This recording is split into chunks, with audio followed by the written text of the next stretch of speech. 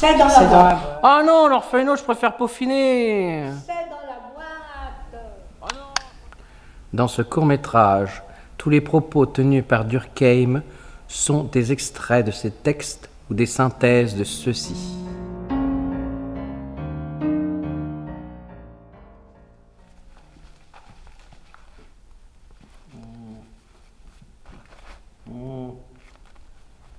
Ah, oui. Monsieur, vous êtes encore endormi sur votre bureau. Oui, il faut... Je termine mon article pour l'année sociologique et qui n'étudie pas ne mérite pas de vivre. Monsieur, je n'ose vous le demander, monsieur. L'affaire Dreyfus. Au marché, il paraît que vous allez vous engager. Alors j'ai demandé confirmation à madame. Parce que je n'aime pas du tout ce que le curé Vitueux perd sur cette question. Mademoiselle, il faut cesser de croire en toutes ces billevesées ecclésiales. Vous ne vous rendez jamais à la messe? Je ne crois pas en Dieu, je crois en la religion. Je ne comprends pas. La religion forme une illusion nécessaire au psychisme humain.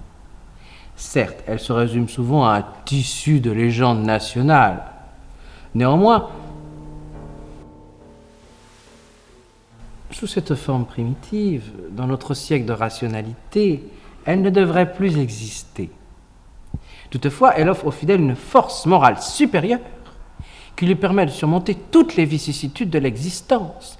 Par exemple, dans les communautés religieuses les plus solidaires, les statistiques recensent un nombre réduit de suicides. Je ne vois pas le lien avec le capitaine. Je considère la religion comme un fait social.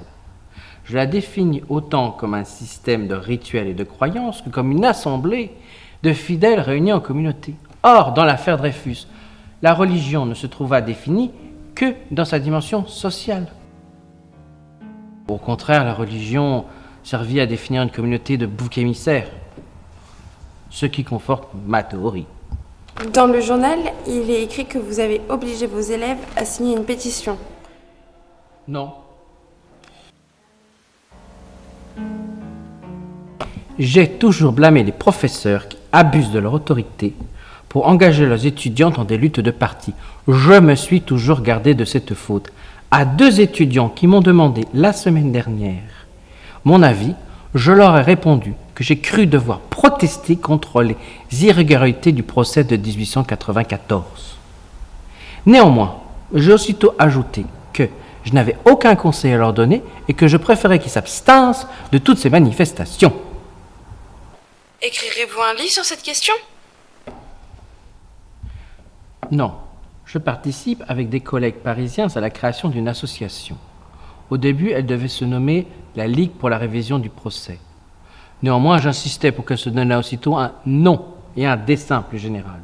Aujourd'hui, elle se nomme la Ligue des droits de l'homme.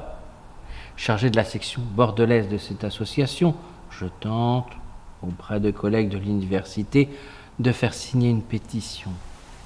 Mais que c'est dur! Je n'ai pour l'instant recueilli que 5 signatures. Ce qui me navre, c'est leur misérable lâcheté. Je me suis retiré de la vie de l'université et de son trop pitoyable spectacle. Dans ces conditions, je me replie sur moi-même et sur mon accidie et je me sens comme un exilé de l'intérieur. On jasse aussi sur le doyen de la faculté. Il perdit son poste à cause de cette affaire. Paul Stauffer, notre malheureux doyen, osa, lors d'une oraison funèbre, quelques mots en faveur de Dreyfus. Notre ministre, non sans lâcheté, le suspendit pendant 6 mois. Et pour madame, que lui direz-vous?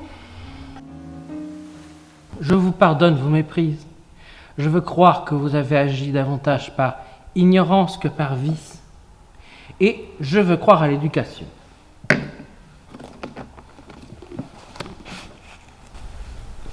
Mademoiselle, je vous offre ce livre.